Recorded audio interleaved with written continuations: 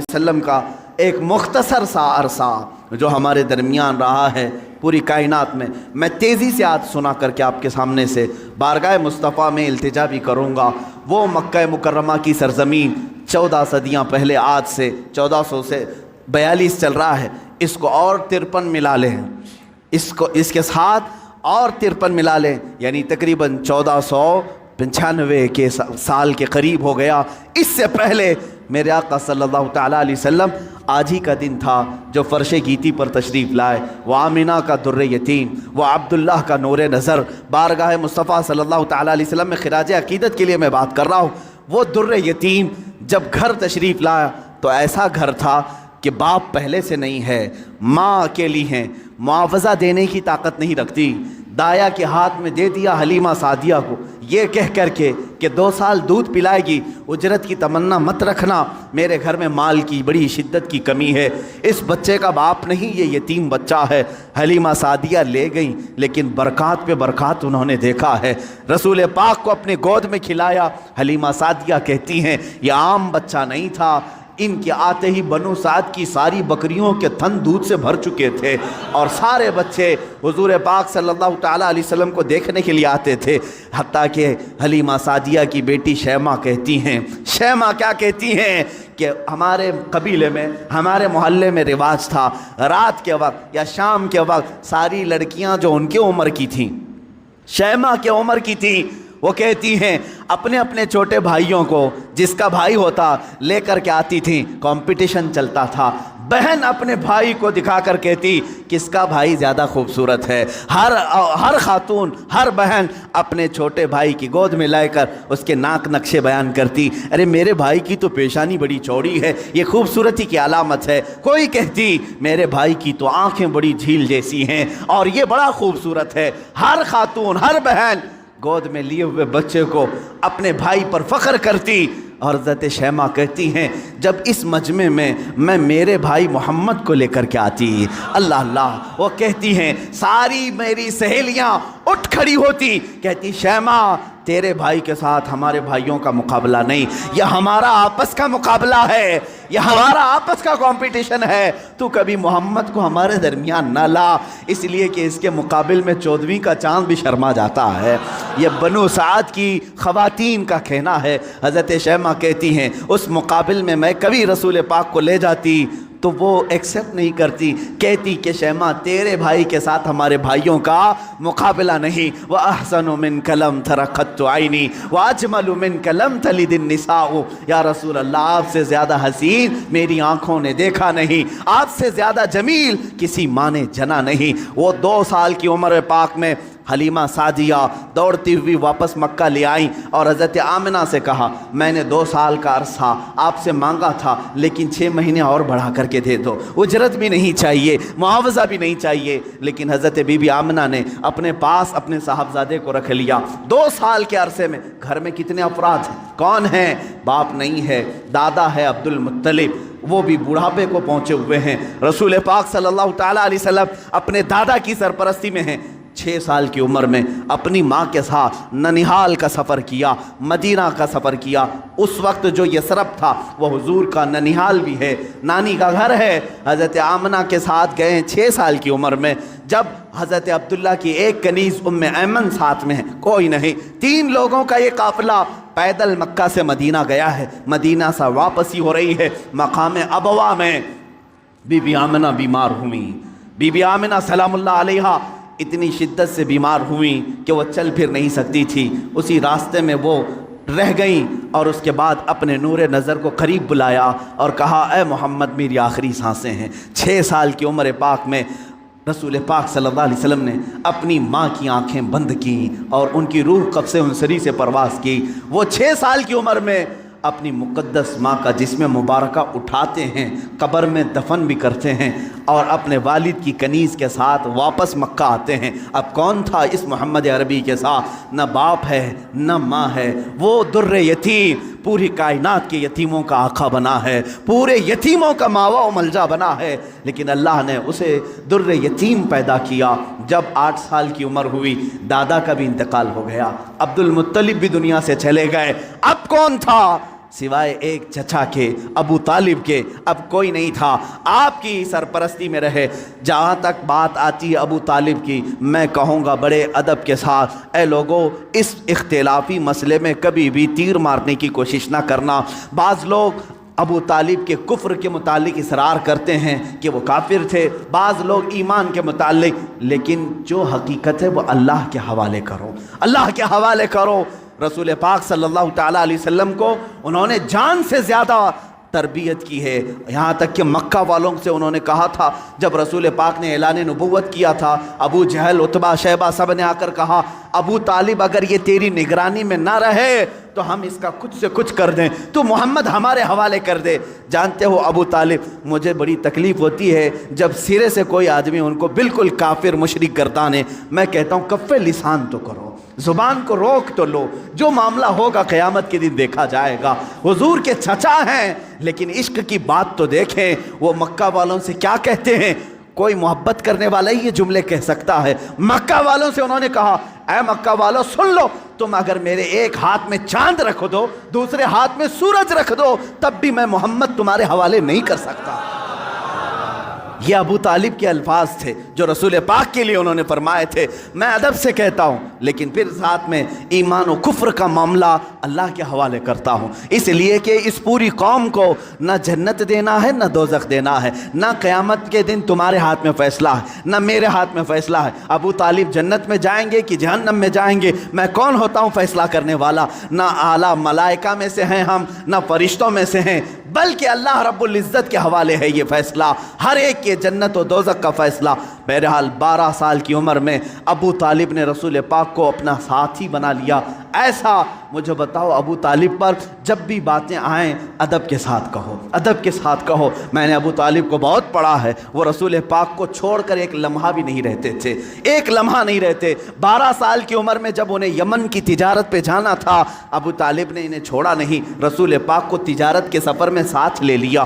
بیچ راستے میں ایک جگہ پڑا ہوا، وہاں ایک راہب تھا، عیسائی راہب، اور اس نے دیکھا، چہرے پاک کو دیکھ کر اپنی کتابوں میں پڑھی ہوئے ساری علامتیں دیکھ لیا، اس نے مہمان بنا لیا۔ ابو طالب سے پوچھا تم کہاں سے آ رہے ہو، کون سا خاندان ہے؟ جب انہوں نے بتایا تو وہ راہب کہتا ہے، بحیرہ راہب، اے ابو طالب میری بات سنتے ہو تو سن لو، جو تمہارے ساتھ بچہ تمہارا بھتیجا ہے یہ اللہ کا سب سے آخری رسول ہوگا، یہ سب سے آخری رسول ہوگا۔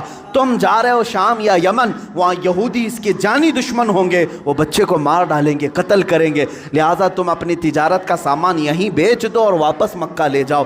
ابو طالب نے صرف رسول پاک کی جان کی حفاظت کے لیے پورا تجارت کا قافلہ وہاں بیچ دیا، واپس مکہ تشریف لائے۔ ابو طالب نے 25 سال کی عمر تک رسول پاک کی ایسی تربیت کرتے رہے۔ میرے آقا صلی اللہ تعالیٰ علیہ وسلم کی پرورش میں انہوں نے کوئی فر و گزاشت نہیں کیا، کچھ نہیں چھوڑا۔ جب آپ کی عمر 25 سال کی ہوئی، میرے آقا کی شادی کی عمر ہے، یہ شادی کی عمر ہے، رسول پاک کو سامنے سے پیغام آیا بی بی خدیجۃ الکبریٰ کا، جو مکہ کی طاہرہ تھیں۔ لوگ کہتے ہوں گے مالدار سے شادی کیا، بلکہ آپ کو یہ معلوم نہیں، پورے مکہ میں حضرت خدیجہ کا ایک لقب مشہور تھا، طاہرہ ان کو کہا جاتا تھا۔ حضور کے پاس جب ان کا پیغام نکاح آیا، آپ نے ایکسیپٹ کیا۔ آپ سوچیں 25 سال کی عمر میں 40 سال کی خاتون سے نکاح کرنے والا صرف عورتوں کا دلدادہ نہیں ہو سکتا، وہ بھی بیوہ عورت، 2 شوہر ان کے ہو چکے تھے، اس سے پہلے انتقال کر چکے تھے، تیسرے شوہر میرے آقا ہیں۔ رسول پاک صلی اللہ تعالیٰ علیہ وسلم کی شادی ہو رہی ہے، شادی کا جو خطبہ نکاح ہے کوئی اور نہیں، ابو طالب ہی پڑھ رہے ہیں۔ ابو طالب نے خطبہ پڑھا، خطبے کے الفاظ بھی دیکھیں، کہیں ایک شرک نہیں، کہیں ایک کفر نہیں، بلکہ اللہ کی حمد و ثنا ہے، رب ذوالجلال کی تعریف و توصیف ہے۔ اس کے بعد رسول پاک کی تعریف بھی اس خطبے میں موجود ہے، وہ خطبہ آج بھی موجود ہے، کتابوں میں لکھا ہوا ہے۔ ابو طالب نے جو رسول پاک کے نکاح میں خطبہ پڑھا تھا، کوئی اور نہیں پڑھا، چچا نے خطبہ پڑھا، اور اس کے بعد محمد صلی اللہ تعالیٰ علیہ وسلم کا نام لیتے ہوئے پھر سارے مجمع میں کہا یہ میرا عزیز از جان بھتیجا محمد ہے، اس سے زیادہ شریف پورے مکہ میں تم لا نہیں سکو گے، اس سے زیادہ حسین تم پورے عرب میں لا نہیں سکو گے۔ اس کے بعد کہا محمد کا جو مہر طے پاتا ہے وہ ابو طالب کے مال سے جائے گا، خدیجۃ الکبریٰ کو جو مہر دیا گیا رسول پاک کا وہ بھی ابو طالب کے مال سے دیا گیا ہے، رسول پاک کے اس چچا کے مال سے۔ اب یہ زندگی ہے پاک ازدواجی زندگی ہے، میرے آقا سیدہ خدیجہ کے ساتھ 25 سال گزارتے ہیں۔ 50 سال کی عمر مبارکہ جب میرے آقا کی ہوئی، یعنی 40 سال کی عمر پاک جب تھی، تب اللہ تعالیٰ نے آپ کو حکم دیا اے رسول آپ اعلان کر دیں میں اللہ کا آخری رسول ہوں، بتوں کی عبادت چھوڑ دو، ایک خدا کی عبادت کی طرف آؤ۔ یہ حضور کی 40 سالہ زندگی میں جو انقلاب آیا، اب مکہ والوں کی یہاں سے ستم ظریفیاں شروع ہوئیں۔ میرے آقا نے سب کو جمع کیا مکہ کے ایک سرزمین پر، میدان میں پوچھا میرے بارے میں تمہارا کیا خیال؟ سبوں نے کہا تم آج تک کبھی جھوٹ نہیں بولے اور کبھی کسی کی امانت میں خیانت نہیں کی۔ حضور نے فرمایا اے مکہ والو، اگر میں یہ کہہ دوں ان پہاڑوں کے پیچھے ایک فوج چھپی ہے جو تم پر حملہ کرنا چاہتی ہے، کیا میری اس بات پر یقین کرو گے؟ سارے مکہ والوں نے ایک زبان ہو کر کہا آج تک کبھی آپ نے جھوٹ کہا نہیں، اگر آپ کہتے ہیں کہ فوج ہے ہم اس کو بھی مانیں گے، ہم اس کو بھی یقین کے ساتھ تسلیم کریں گے۔ حضور نے فرمایا جب میری باتوں پر اتنا تمہیں یقین ہے تو سنو، میں تمہیں کہتا ہوں اللہ ایک ہے، خدا ایک ہے، معبود ایک ہے، مسجود ایک ہے، ہر ایک کے سامنے سر جھکانا یہ تمہیں زیب نہیں دیتا، اور میں محمد اللہ کا آخری رسول ہوں، اس کی طرف سے اخلاقی تعلیمات لے آیا ہوں، تمہاری روحوں کا بدلنے آیا ہوں۔ جب میرے آقا نے فرمایا سارے مکہ والے ناراض ہوئے، سوائے حضرت علی کرم اللہ وجہہ الکریم کے، کوئی اس میدان میں ایمان لانے والا نہیں تھا۔ حضور پاک صلی اللہ علیہ وسلم کی دعوت کی ابتدا صرف 2 لوگوں سے شروع ہوئی، ایک حضرت علی سے، دوسرے حضرت خدیجہ سے۔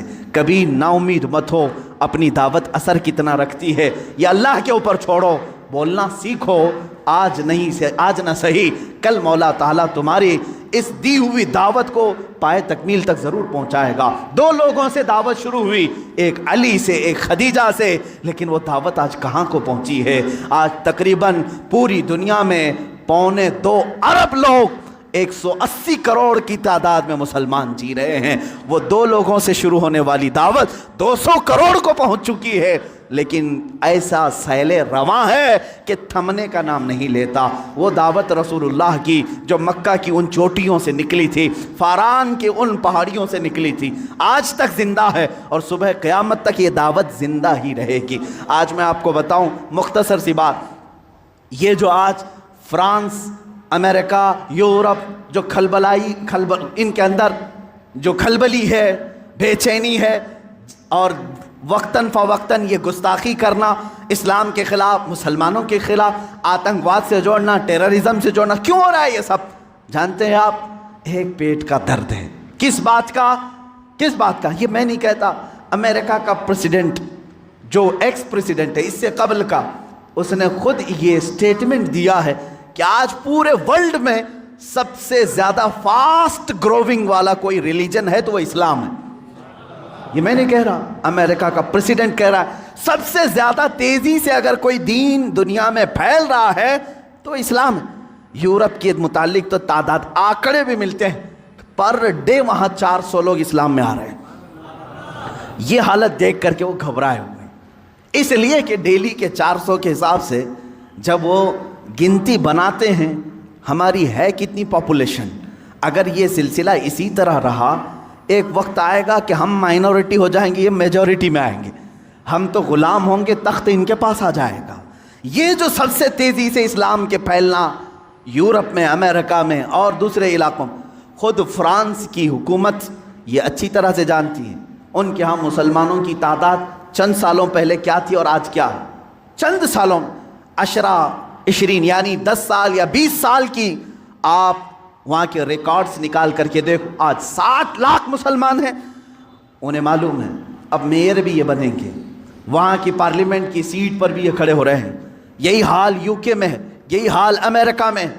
یہ جو خوف ہے صرف اور صرف یہی خوف انہیں ستا رہا۔ اور ایک بات میں بتا دوں، پوری دنیا کے جتنے بھی مذہب ہیں، پوری دنیا کے جتنے ریلیجنز، ان میں سب سے زیادہ اپنے مذہب پر اگر کوئی پریکٹس کرتا ہے صرف مسلمان ہیں، سب سے زیادہ۔ اگرچہ آپ ہمارے جماعت میں بے نمازی زیادہ ہیں، لیکن اس کے باوجود میرا چیلنج، میرا دعویٰ ہے، یہودی ہوں، عیسائی ہوں یا بدھ ہوں हिंदू हों, इनके यहाँ इनके रिलीजियन की प्रैक्टिस का मतलब जैसे हमारी नमाज, हमारे रोज़े, हमारी ज़कात, हमारा हज, ये प्रैक्टिस है, इस्लाम की एक्टिविटीज़ हैं। उनके मज़ाहिब में जो प्रैक्टिस हैं उनकी, उनमें बहुत कम है अमल करने वाले। आज यूरोप में एथिज़म बहुत फैल चुका है। एथिज़म क्या है?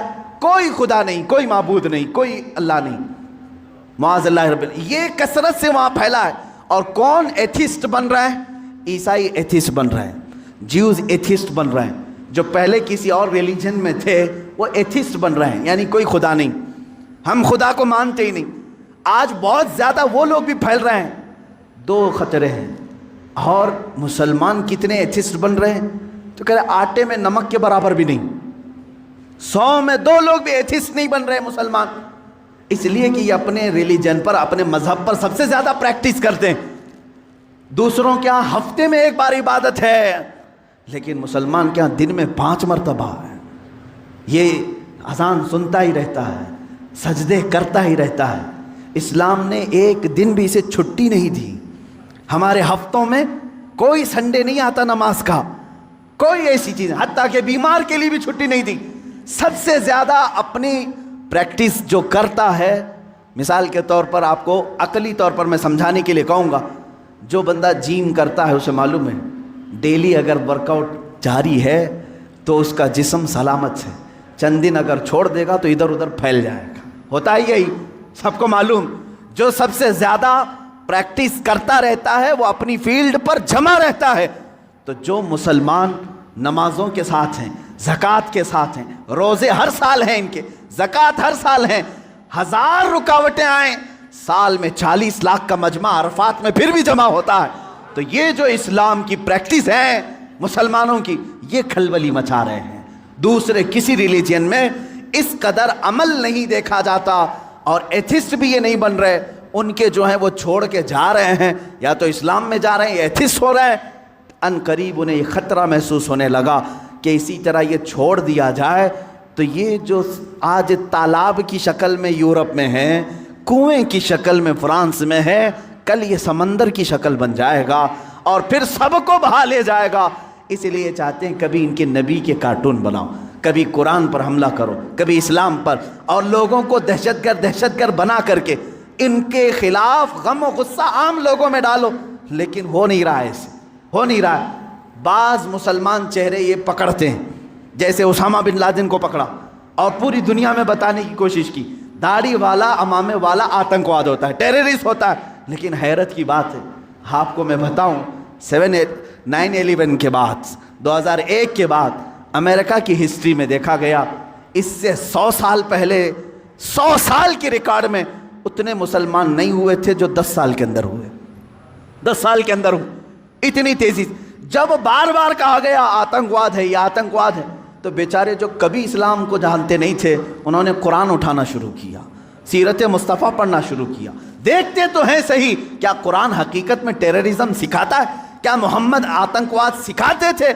जब वो पढ़ते हैं तो फिर कहते हैं इस्लाम की फितरत में वो कुदरत ने वो लचक दी है, जितना ही दबाओगे उतना ही वो उभरेगा। अज़ीज़ान गिरामी वक़ार, रसूल पाक सल्लल्लाहु तआला अलैहि वसल्लम की वो दावत मुकम्मल होकर रहेगी, अगरचे काफिर और मुशरिकीन नापसंद करें। 40 साल के बाद से लेकर 53 साल तक मेरे आका मक्का मुकर्रमा में रहे, मुसीबतें भी झेली, मशक्क़तें भी उठाई और लोगों के 1000 तरीके के ताने भी बर्दाश्त किए। 53 साल के बाद मेरे आका ने हिजरत फरमाई मदीने तैयबा। मदीने आने के बाद सबसे पहले मस्जिद नबवी की तामीर हुई, सहाबा को भाई भाई बनाया, और उसके बाद जो मदीने के ख़िलाफ़ आवाज़ उठा था उसके ख़िलाफ़ मेरे आका ने तलवार भी उठाई। जंगे बदर हुई, जंगे उहद हुई, जंगे खंदक हुई, जंगे हुनैन हुई, जंगे तबूक हुई और जंगे मौता हुई। ये वो जंगे हैं जो दुश्मनाने इस्लाम के ख़िलाफ़ मेरे आका ने की। तकरीबन 25 या 26 ग़ज़वात हुए, जिसमें 18 में तो ख़ुद मेरे आका तशरीफ़ लेकर गए, और ये 10 साल के अरसे में ज़्यादा से ज़्यादा जंगें हुई। जो रसूल मक्का छोड़कर निकले थे रात की तारीकी में, 2 लोग, अबू बकर सिद्दीक़ और रसूल महतरम सल्लल्लाहु तआला अलैहि वसल्लम, 2 लोग निकले थे। 6 साल गुजरे थे, 6 साल मदीने में। 7वें साल वही रसूल, वही सिद्दीक़ अकबर मक्का की तरफ वापस आ रहे हैं। حج کرنے عمرہ کرنے کی نیت سے، لیکن کتنے لوگ ہیں؟ 10,000 کی تعداد میں آ رہے ہیں، کوئی قتل و قتال نہیں، کوئی جنگ و جدال نہیں، فاتح کی شان سے آئے، خانہ کعبہ میں داخل ہوئے، بتوں کو نکالا، پاک کیا اور کہا آج محمد اللہ کا رسول خانہ کعبہ کو پاک کر رہا ہے اور صبح قیامت تک اب یہاں شرک نہیں ہوگا، بت پرستی نہیں ہوگی، کعبے کو بنایا مطہر یہ رسول پاک نے۔ اب اس کے بعد رسول پاک صلی اللہ علیہ وسلم نے انہی 10 سالوں کے اندر کتنے غزوات کیے۔ وہ آخری سال تھا میرے آقا کا جب 10 ہجری تھی، حضور نے اعلان کیا جو حج کے لیے میرے ساتھ آنا چاہے سب آ جائیں۔ یہ سن کر کے تقریباً 1,20,000 صحابہ حضور کے حج کے سفر میں ساتھی بن گئے۔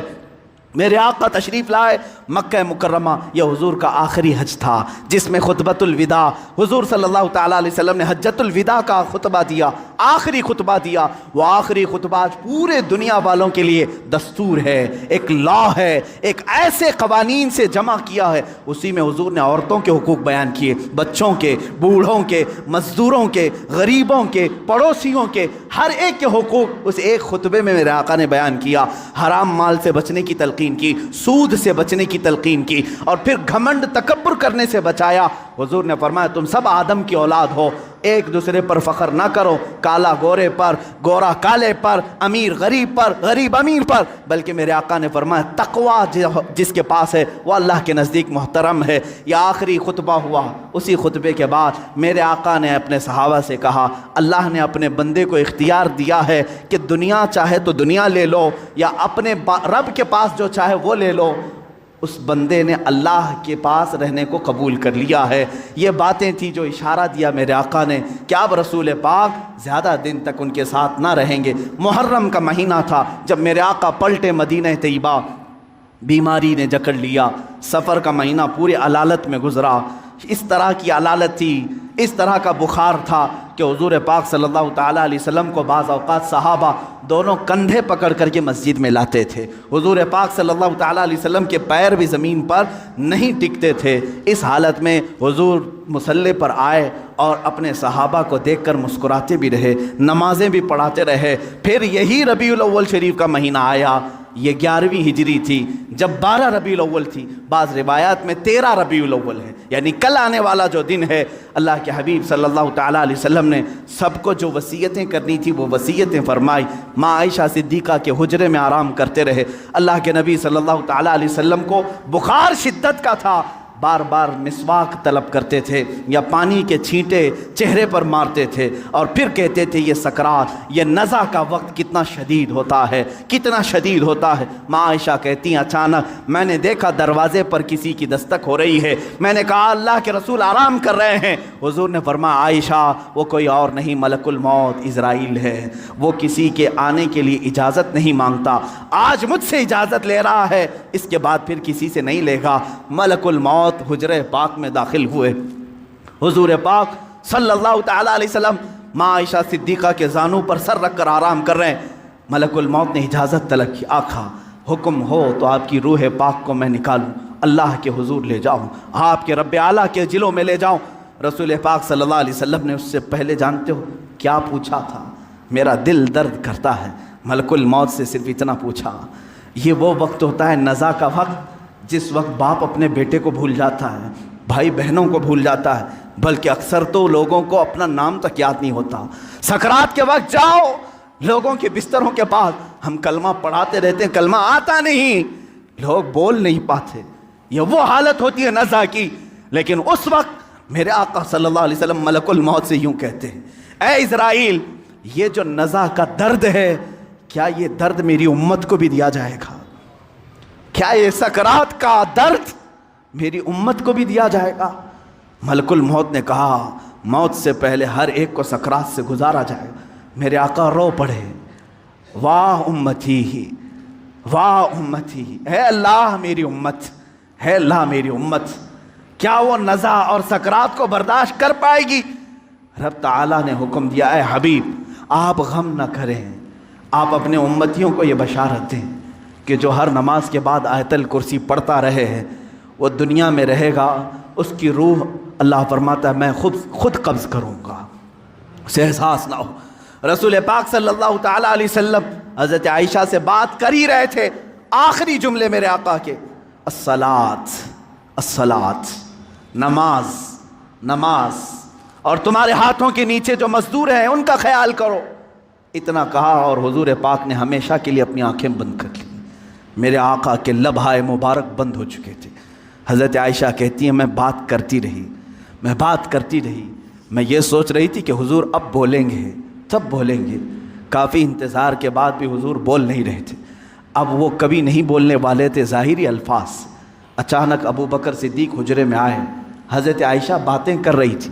حضرت ابو بکر صدیق نے دیکھا، پیشانی مبارکہ کو بوسہ دیا اور انا للہ و انا الیہ راجعون پڑھا۔ حضرت عائشہ نے پوچھا کیا ہوا بجان؟ کہا بیٹی تجھے معلوم نہیں، تمہارے سرتاج، تمہارے رفیق حیات، ہم سب کے آقا و مولا اپنے رب اعلیٰ کے حضور جا چکے۔ حضرت عائشہ کہتی ہیں پہلی مرتبہ میں نے کسی کو اپنے سامنے روح قبض ہوتے دیکھا، میں تو یہ محسوس کر رہی تھی کہ حضور بخار کی وجہ سے چپ ہیں، پھر بولیں گے۔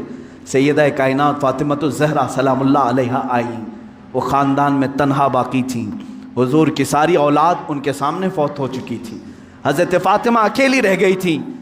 حضرت فاطمہ نے حضور پاک کے جسم ناز کو دیکھا تو کہا اے بار الہ، زندگی میں آج سے پہلے یا آج کے بعد اس سے زیادہ کٹھن دن مجھ پر کبھی نہیں آیا، فاطمہ پر اس سے زیادہ بوجھل دن کبھی نہیں آیا۔ جب فاطمہ نے اپنے عزیز از جان باپ کو اپنے سامنے موت کی آغوش میں دیکھ رہی ہے، رسول پاک صلی اللہ تعالیٰ علیہ وسلم کے صحابہ نے میرے آقا صلی اللہ تعالیٰ علیہ وسلم کی ایک کے بعد دیگر زیارت کی۔ صحابہ کی کیا کیفیت رہی، 14 صدیوں کے بعد آج ہم روتے ہیں میرے آقا کی وفات کو سن کر۔ وہ آفتاب عالم ہمارے درمیان سے روپوش ہوا، وہ مہتاب رسالت غروب اگرچہ ہوا، لیکن آج بھی جب واقعات سنتے ہیں تو روتے ہیں۔ صحابہ کی کیا کیفیت رہی ہوئی؟ یہی کیفیت تھی۔ حضرت عثمان تو کسی سے بات کرنا ہی چھوڑ چکے تھے، انہیں کوئی اٹھاتا تو اٹھتے نہیں، بٹھاتا تو بیٹھتے نہیں۔ حضرت عمر کا حال یہ تھا کہ وہ ننگی تلوار نکال کر کہتے خبردار، اگر کوئی کہہ دیا کہ میرا رسول انتقال کر گیا میں اس کی گردن اڑا دوں گا۔ میرے حبیب کا انتقال نہیں ہوا، وہ اپنے رب سے ملنے کے لیے گئے، واپس آئیں گے۔ حضرت عمر مدینے میں اس طرح گھوم رہے تھے۔ عزیزان گرام وقار، رسول پاک صلی اللہ تعالیٰ علیہ وسلم پیر کے دن انتقال فرمائے اور بدھ کے دن تک آپ کا جسم مقدس رکھا گیا۔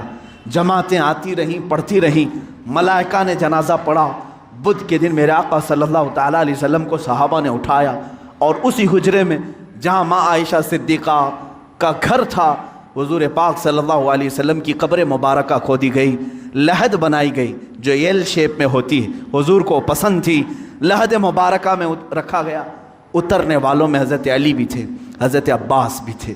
فرماتے ہیں جب قبر مبارک میں آخری مرتبہ رکھا گیا، صحابہ کا مجمع تھا، بھیڑ تھی، ایک آخری نظر اس آفتاب رسالت پر ڈال لیں، لیکن اچانک لوگوں نے دیکھا قبر کی تختیاں بند کرنے سے پہلے رسول پاک کے ہونٹ ہل رہے تھے۔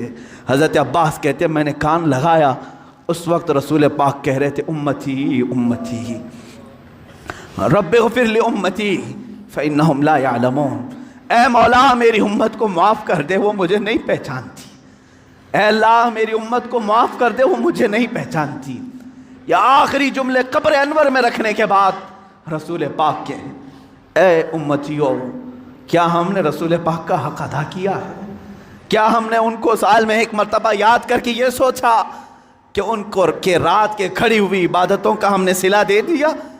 کبھی نہیں ہو سکے گا، کبھی نہیں ہو سکے گا۔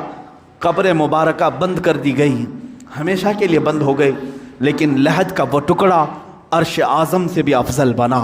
نفس گم کردہ می آیت جنید و بایزیدی جا، وہ قبر اطہر آج بھی ہم مسلمانوں کے روح کی ٹھنڈک ہے۔ وہ ہرا گنبد جو رسول پاک کے مسکن کے اوپر اپنی جگمگاہٹ بکھیر رہا ہے، وہ کروڑوں عاشقوں کی آنکھوں کا تارا بنا ہوا ہے، ہمارے دل کا سکون ہے۔ اے میرے عزیزو، آج ہم جئیں گے تو اسی امید کے ساتھ، اسی آس کے ساتھ۔ میرے آقا نے آخری وقت یہ بھی فرمایا تھا جو جس سے محبت کرے گا دنیا میں، قیامت کے دن اسی کے ساتھ اٹھایا جائے گا۔ اگر تم آج اپنے نبی پر جان و مال، اپنے ماں باپ فدا کرنے کی بات کرتے ہو، خوف نہ کرو، کل ہم اٹھائے جائیں گے تو ہمارے آقا کے ساتھ اٹھائے جائیں گے، ہمارے رسول کے ساتھ اٹھائے جائیں گے۔ لیکن جو لوگ مغرب کے دلدادہ ہیں اور دوسروں کی کیریکٹر کو اپنا کر کے اپنے آپ کو تباہ و برباد کیے ہیں، ان کو مبارک ہو، وہ انہی لوگوں کے ساتھ اٹھائے جائیں گے جو فرعون، حامان، شداد، قارون، ابو جہل، ابو لہب، ان گستاخوں کے ساتھ اٹھائے جائیں گے۔ اللہ رب العزت میرے رسول کی زندگی پاک کو جب تک رکھا 63 سال وہ رحمت تھے، اور آپ کی وفات بھی امت کے لیے رحمت ہی ہے، رحمت ہی ہے، اور اللہ تعالیٰ ان کی برکت سے امت کو عذاب دینے سے محفوظ رکھا ہے۔ میرے عزیزوں، میں پیدائش سے لے کر میرے آقا کی وفات تک کی باتیں صرف مختصر سے ایک وقت میں گھیرا، لیکن حضور پاک کی حقیقت تو یہ ہے، لا يمکن الثناء کما کان حقہ بعد از خدا بزرگ تو یہ قصہ مختصر، آپ کی ثنا تو ممکن ہی نہیں ہے یا رسول اللہ۔ حاصل کلام یہ ہے، خدا کے بعد اگر کوئی مرتبہ ہے آقا وہ آپ کا مرتبہ ہے یا رسول اللہ۔ آپ کے دربار میں میں یہ آخری الفاظ یہ کہتا ہوں، آج کی میلاد کے دن سرور کہوں کہ مالک و مولا کہوں تجھے، باغ خلیل کا گل زیبا کہوں تجھے، اللہ رے تیرے جسم منور کی تابشیں، اے جانے جاں میں جانے تجلا کہوں تجھے یا رسول اللہ۔ تیرے تو بس عیب تناہی سے ہیں بری، حیراں ہوں میرے شاہ میں کیا کیا کہوں تجھے، لیکن رضا نے ختم سخن اس پہ کر دیا، خالق کا بندہ خلق کا آقا کہوں تجھے یا رسول اللہ۔ اس فخر کے ساتھ میں جیتا ہوں، حشر تک ڈالیں گے ہم پیدائش مولا کی دھوم، مثل فارس نجد کے قلعے گراتے جائیں گے، خاک ہو جائیں عدو، خاک ہو جائیں دشمن جل کر، مگر ہم تو رضا دم میں جب تک دم ہے ذکر ان کا سناتے جائیں گے۔ وآخر دعوانا الحمدللہ رب العالمین۔